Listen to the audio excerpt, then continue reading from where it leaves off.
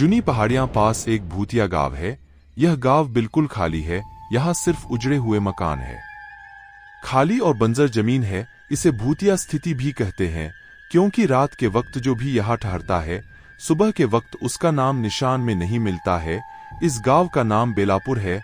आखिर रात में अगर कोई यहाँ ठहरता है तो उसके साथ क्या होता है, यहाँ किसी को नहीं पता। यह जानने के लिए शहर से कुछ जन आए हैं, आकाश, रुद्र, कनिका, रूपाली और दीपक। साहब, अभी शाम होने वाली है और शाम के वक्त में किसी को इस रास्ते से नहीं जाने देता। चौकीदार रास्ते के बीच खड़ा इन्हें बताने लगा। अभी यह पांचों अपनी जीप पर सवार थे। काका, अगर कोई भी बात होगी तो हमारे साथ होगी, आप चिंता मत कीजिए। यह देखना चाहते हैं कि आखिर क्या है वहां। हमें पता है कि आप कारस्तानी इंसानों की होगी, कोई भूत नहीं होता है। आकाश ने मुस्कुराते हुए काका से कहा। नहीं जनाब, आप क्यों पागल हो जैसी बात कर रहे हैं? आप क्यों मरना चाहते हैं? यहां से वापस चले जाइए, मैं इस रास्ते से आगे आपको नहीं जाने दूंगा। अभी वह जाग चुकी है और सारी रात उसे गांव पर उसकी छाया रहेगी। मुझे इस रास्ते पर बस यही चौकीदारी करने के लिए बैठाया गया है कि मैं किसी को रात के समय आगे न जाने दूं। रात के वक्त उस गांव में जो भी वहां गया है, वापस नहीं आया है। उसका कोई नाम निशान तक नहीं मिला। दीपक गाड़ी से उतरा। अरे काका, हम यही तो जानने के लिए जा रहे हैं। हम नहीं मानते किसी भूत को, हम बस इतना जानना चाहते हैं कि यह जो भी कर रहा है, हम उसे वहां से बाहर खींच कर लाएं। आप शहरी लोग हैं साहब, आप यकीन नहीं करेंगे, वह अंदर गांव से उस भूतनी को छोड़कर और कोई नहीं है। बस वही है जो सबका खून पीती है, किसी की हड्डियां तक नहीं छोड़ती। अच्छा? रुद्र हंसने लगा। अगर ऐसी बात है, अगर वह इतनी ही खतरनाक है, तो वहां बस गांव में ही क्यों रहती है? गांव से बाहर क्यों नहीं आती? आप समझने की कोशिश कीजिए काका, यह सिर्फ बनावटी बातें। ऐसा कुछ नहीं होता। हमारी चिंता मत कीजिए और हमें जाने दीजिए। काका ने पोंचों के आगे हाथ जोड़ लिए। मेरी बात का यकीन करो, यहां से वापस मुड़ जाओ। मैं सिर्फ तुम्हारी भलाई ही चाहता हूं। मैं एक नहीं तो दो नहीं, बहुत से हादसे देखे चुका हूं। मैं नहीं चाहता कि अब वहां किसी और को भी अपना शिकार बना ले। रूपाली और कनिका को काका की बात सुनकर डर लगने लगा। काका अगर इतना ही कह रहे हैं तो अभी हमें उस गांव में नहीं जाना चाहिए। आकाश चेहरे पर डरे हुए भाव लेकर रूपाली बोली। अरे कुछ नहीं है वहां पर, तुम चिंता मत करो। कुछ लोगों का ग्रुप हो सकता है जो लोगों को मार रहा हो। हम अगर अंदर जाकर पता करेंगे। आकाश ने बात पर जोर देते हुए बताया।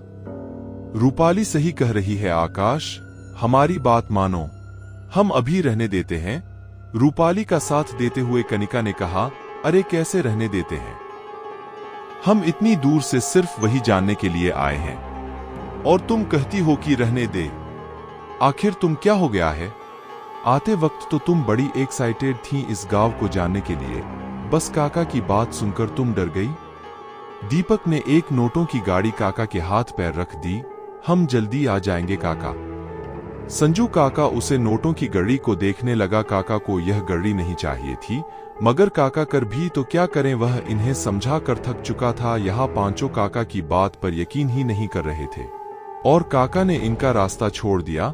ये पांचों उस साबित गांव की तरफ बढ़े जहां से रात को वापस कोई नहीं लौट कर आया। याद रखना, जो डर गया समझो मर गया, काका ने कहा। गांव पूरा खंडहर था। अभी अंधेरा होना शुरू ही हुआ था। दीपक और रुद्राक्ष खंडहर की वीडियो बना रहे थे। आकाश ड्राइविंग कर रहा था।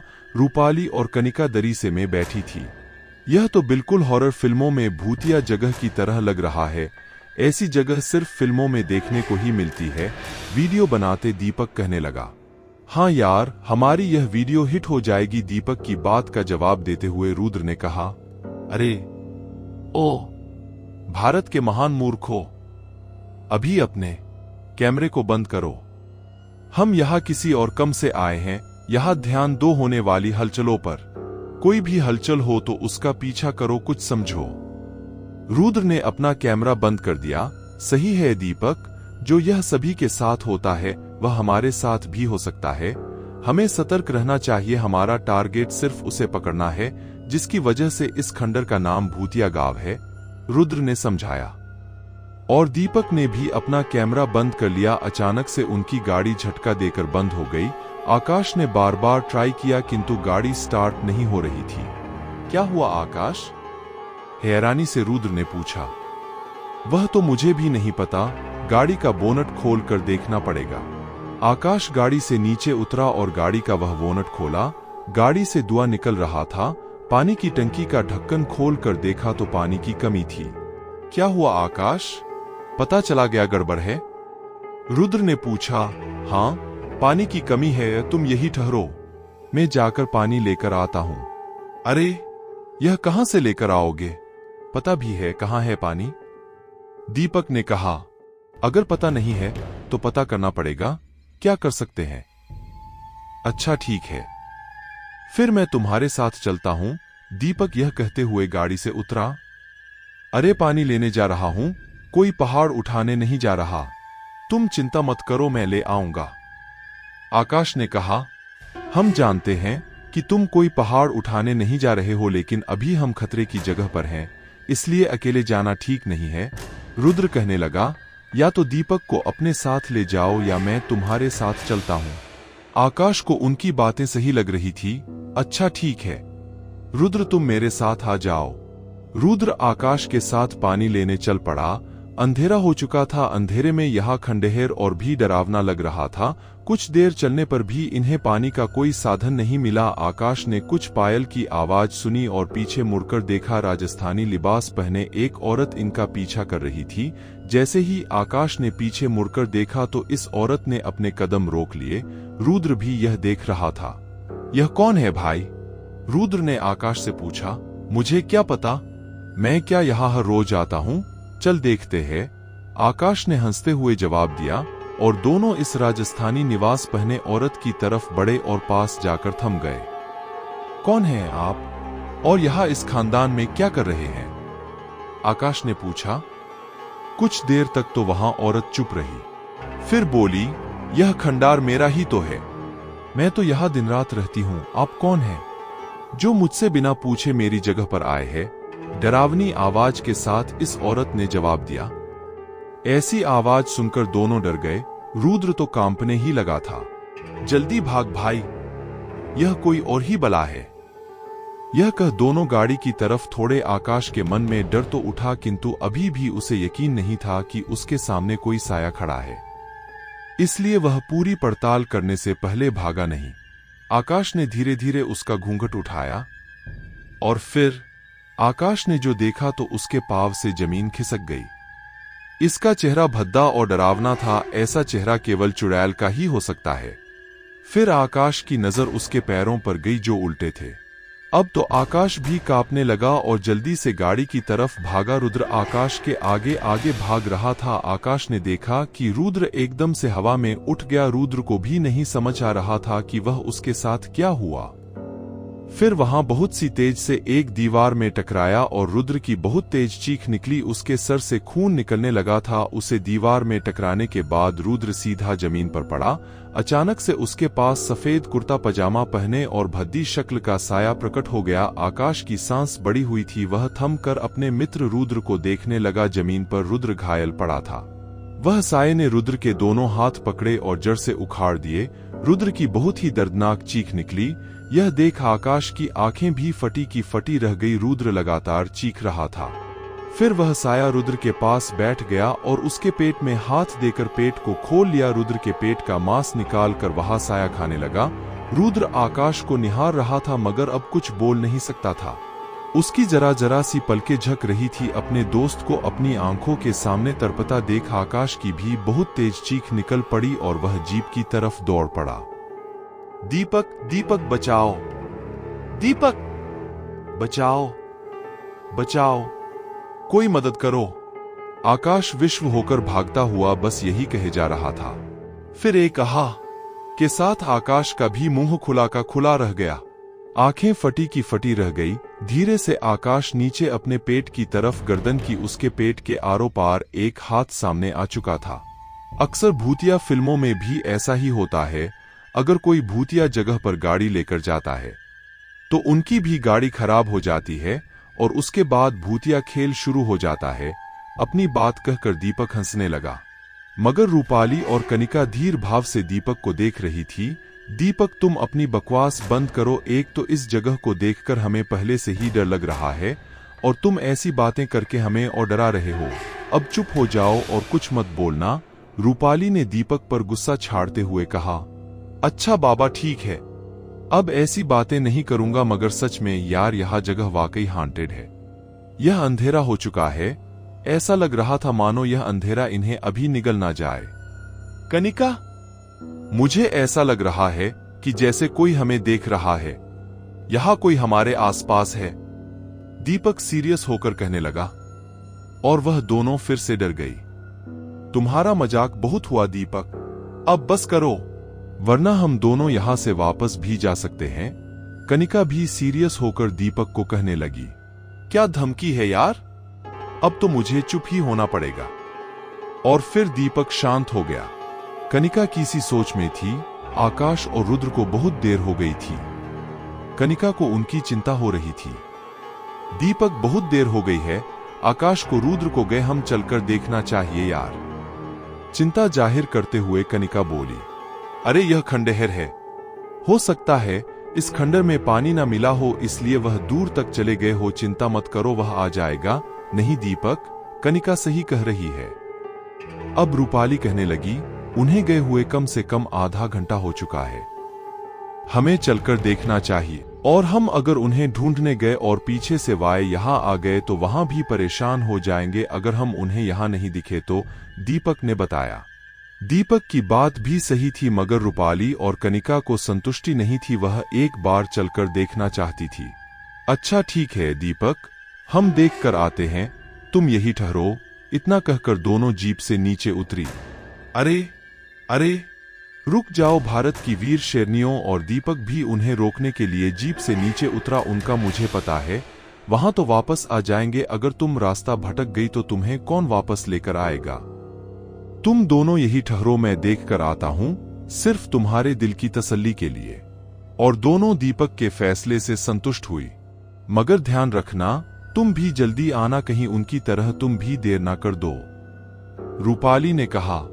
अरे तुम चिंता मत करो, मैं यूं गया और यूं आया।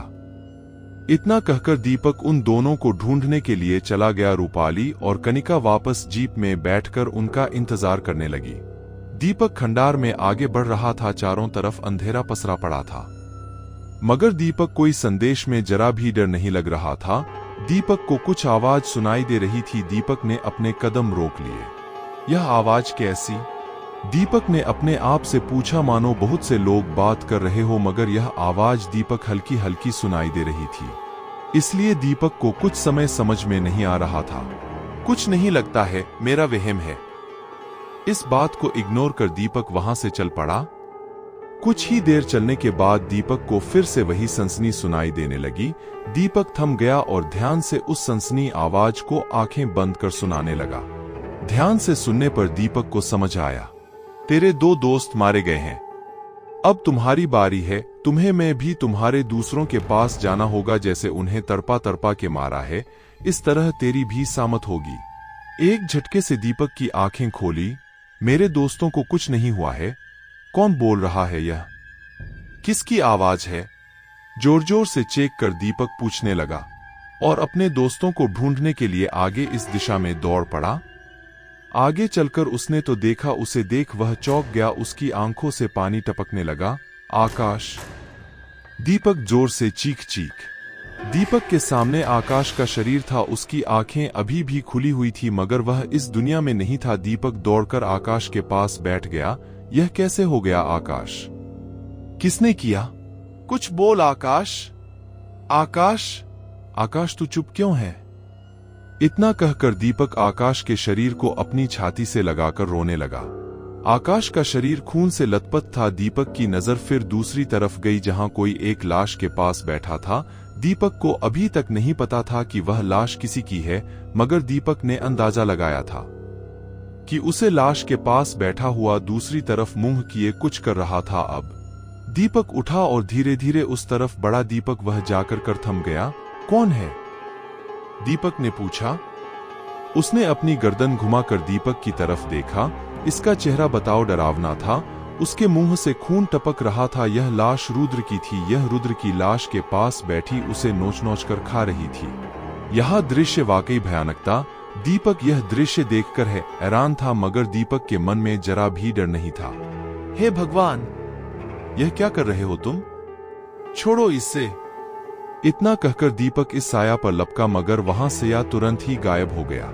ये देखकर दीपक और अचरज में भी था। फिर दीपक इस जगह को चारों तरफ से देखने लगा। दीपक को समझ आया कि वह चौकीदार सही कह रहा था। इस गांव की कहानी बिल्कुल सच है। यहाँ किसी का नाम और निशान नहीं मिलता, क्योंकि यह उन्हें नोच नोच कर खा लिया जाता है। मगर यह दीपक को बहुत गलत समय पर समझ आया। तो यह बात है, यह जगह सच में शापित है और यहाँ मौत के जाल में फंस चुके हैं। दीपक अपने आप से बड़बड़ाते हुए कहने लगा। तभी दीपक की नजर उस औरत पर पड़ी जो राजस्थानी लिबास पहनी घूंघट में खड़ी थी। दीपक उसके पास गया। कौन हो तुम? दीपक ने पूछा, मगर वह शांत खड़ी थी। वह कुछ नहीं बोली। मैं तुमसे पूछ रहा हूं, कौन हो तुम? दीपक ने भी पूछा, मगर इससे न जवाब दिया। दीपक ने धीरे से इसका घूंघट उठाया और जो देखा उसे देखकर हैरान रह गया। इसका चेहरा भद्दा था और कोई आकार नहीं था। इसने दीपक की तरफ घूंघट उठाते ही डरावनी हुंका कि यह सच में डरावना था, मगर दीपक को जरा भी डर नहीं लगा। मगर हैरान जरूर था। दीपक ना ही डर से डर कर भाग। अब यह देखकर दीपक के सामने खड़ा साया भी हैरान था। कौन हो तुम और क्यों कर रही हो ऐसा? मुझे इन सब बातों पर विश्वास नहीं था, लेकिन आज अपनी आंखों से देख रहा हूं। दीपक शाये से पूछने लगा। दीपक के सामने खड़ा साया हैरान था कि दीपक को जरा भी डर नहीं लग रहा था। यह साया दीपक की बात का जवाब दिए बगैर दीपक की आंखों से ओझल हो गया। दीपक हैरान होकर चारों तरफ देखने लगा कि आखिर वह साया कहाँ गया जो अभी उसके सामने एक साया खड़ा था। दीपक को यह सब कुछ नजर नहीं आया। फिर दीपक को याद आया कि वह गाड़ी पर अपने दोस्तों को अकेला छोड़कर आया है। दीपक अपने दोनों दोस्तों की तरफ भाग, जिन्हें वह गाड़ी पर छोड़कर आया था, कनिका और रूपाली। कनिका गाड़ी के बोनट पर बैठी थी। रूपाली जो भी हो, लेकिन दीपक एक अच्छा लड़का है और मुझे तो वह बहुत पसंद है। वह बार बार ऐसी हरकतें करता है जो उसे नहीं करनी चाहिए, लेकिन दिल से बुरा नहीं है। कनिका रूपाली को बताने लगी, अब तू फिदा हो गई है क्या उसे पर? कब से सुन रही हूं, तू दीपक का जिक्र बंद ही नहीं कर रही है। रूपाली कनिका को झटकते हुए बोली, अरे ऐसी बात नहीं है। अब अगर किसी की अच्छाई होगी तो उसका जिक्र तो किया जाएगा। इतनी लंबी राम कथा पहले तुमने कभी नहीं सुनी तेरे मुंह से, जितनी तूने दीपक के बारे में मुझे आज सुना दी है। अच्छा ठीक है, अगर तुम गलत समझ रही हो तो यार जिक्र बंद कर देती हूं। अच्छा एक बात बताओ।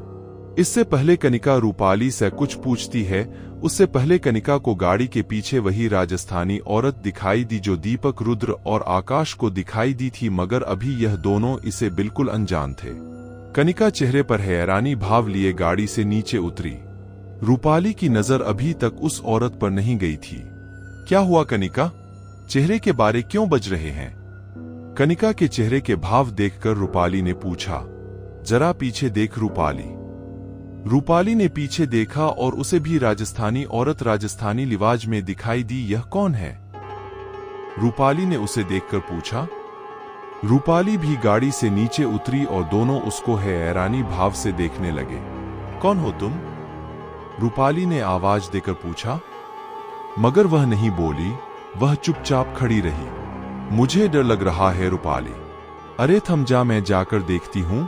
थोड़ी हिम्मत करते हुए रूपाली, डर तो मत होना को लग रहा था, मगर रूपाली ने थोड़ी हिम्मत दिखाई और धीरे धीरे उसके तरफ बढ़ी। उसके पास जाकर रूपाली रुक गई।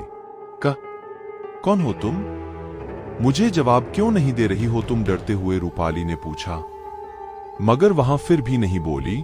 हिम्मत करके रूपाली ने धीरे से उसका घूंघट उठाया। घूंघट उठाने के बाद उसने जो देखा उसे देखकर रूपाली की चीख निकल गई। यह वही भद्दा और बिना आकार वाला चेहरा था। रूपाली उसके सामने खड़ी लगातार चीख रही थी। रूपाली रूपाली मुड़ी और भागने लगी। कनिका भी रूपाली की हालत देखकर बहुत डर गई थी और वह भी चीखने लगी। दोनों अलग अलग दिशा में भागने लगे। वह लगातार चिख रही थी, दीपक, दीपक, हमें बचाओ, हमें बचाओ, दीपक, बचाओ। दोनों मदद के लिए दीपक को बार बार पुकार रही थी। कनिका आगे और उसके पीछे रूपाली। अचानक कनिका को रूपाली की दर्दनाक चीज सुनाई दी। कनिका ने पीछे पलट कर देखा और जो देखा वह एक पल के लिए वह बेसुध हो गई। रूपाली के हाथ जड़ से उखाड़ लिए थे और वहां घुटनों पर आ गई थी। उसके हाथों से लगातार खून निकल रहा था। रूपाली के आसपास कोई नहीं था। रूपाली के नजर ऊपर आसमान की तरफ गई, जहां आसमान में कोई सफेद कुर्ता पजामा पहने रूपाली के हाथों को चबा कर खा रहा था। यह मंजर बाकी खौफनाक था। कनिका जोर से चीखी और भागने लगी, दीपक, दीपक, बचाओ, बचाओ, कोई बचाओ, दीपक, बचाओ। डर से भागते हुए कनिका बस यही शब्द बार बार दोहराए जा रहे थी। अचानक उसके सामने वही घूंघट वाली औरत आ गई। अचानक से उसे अपने सामने देख कनिका डर गई और पीछे गिर गई। वह औरत कनिका की तरफ बढ़ रही थी। कनिका धीरे धीरे पीछे खिसक रही थी। कनिका धीरे से उठी। हवा के झोंके से उसे औरत का घूंट उड़ गया। एक बार फिर कनिका के सामने वही खौफनाक चेहरा था। कनिका घबरा रही थी। उसे औरत ने कनिका की तरफ डरावनी हुंकार भरी और फिर अपने हाथ से कनिका के पेट पर वार करने की कोशिश की, मगर दीपक ने वहां हाथ बीच में ही पकड़ लिया। अचानक से दीपक को यहां देखकर वह साया भी हैरान था और वह साया गायब हो गया। कनिका अभी भी शौक में खड़ी थी और चारों तरफ उसे साया को देखने की कोशिश कर रही थी, मगर उसे कुछ नहीं दिख रहा था। तुम कहां चले गए थे दीपक? यह क्या हो रहा है? यहाँ पर मुझे बहुत डर लग रहा है, जल्दी यहाँ से चलो, डरते हुए शब्दों के साथ कनिका ने कहा। रिलैक्स कनिका, रिलैक्स, घबराओ मत, हमें कुछ नहीं होगा। इतना कहकर दीपक ने कनिका को गले लगाया। अचानक से दीपक का चेहरा धीर हो गया। रूपाली कहाँ है कनिका? दीपक ने धीर भाव से अलग होकर पूछा और यह सुनकर कनिका सुबक सुबक कर रोने लगी। दीपक कनिका के रोने का कारण समझ गया और दीपक को भी बहुत दुख हुआ। हम यहां से नहीं निकल सकते दीपक। जिन किसी पर हम यकीन नहीं करते थे आज वही हमें दिखाई दे रहे हैं। इस गांव के बारे में जितनी कहानियां थी वह सब सच है। रोते हुए कनिका बताने लगी। पर हम यहां से निकलेंगे कनिका, क्या तुमने गौर किया? अगर हम उसका सामना करने की कोशिश करते हैं तो वह गायब हो जाती है। यही एक राज है यहां से निकलने का। याद है उस चौकीदार ने क्या कहा था? अगर मर्द के बच्चे हो तो डर कर भागना मत। उस चौकीदार ने यह हमसे यूं ही नहीं कहा था। उसकी बातों में यहां से निकलने का पासवर्ड था। अगर हम डरेंगे तो मारे जाएंगे और अगर सामना करेंगे तो यहां से निकल पाएंगे। कनिका दीपक की बात को अच्छे से समझ रही थी। दीपक को वहां एक तरफ पानी की बोतल पड़ी हुई दिखाई दी। रुद्र और आकाश कहां है दीपक? कनिका ने पूछा। कनिका के सवाल पर दीपक ने अपना मुंह लटका लिया और बस कनिका समझ गई और वह बहुत मायूस हुई।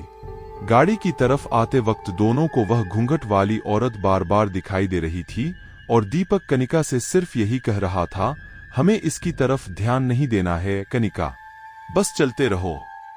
वह औरत अपनी पायल की आवाज से इन्हें आकर्षित करने की कोशिश कर रही थी, मगर यह चुपचाप अपनी गाड़ी की तरफ चले जा रहे थे। इन्हें वह आदमी भी दिखाई दे रहा था जिसने इनके दोस्तों की बॉडी को खाया था। यह दोनों अपनी गाड़ी के पास पहुंचे, गाड़ी में पानी डाला और गाड़ी को स्टार्ट कर यह यहां से जाने लगे। बहुत बार वह घूंघट वाली औरत इनकी गाड़ी के आगे भी आ रही थी, मगर बिना रुके दीपक गाड़ी चला रहा था। वह बार बार गायब हो जाती थी। अब इस गांव के अंदर की सीमा से दोनों बाहर आ चुके थे। पहली बार कोई इस खंडर से रात के समय वापस जिंदा बचकर गया। दीपक और कनिका यहां से बचकर तो निकल चुके थे, मगर अपनी जिद के कारण इन्हें बहुत बड़ी कीमत चुकानी पड़ी। इन्हें अपने दोस्तों को खोना पड़ा।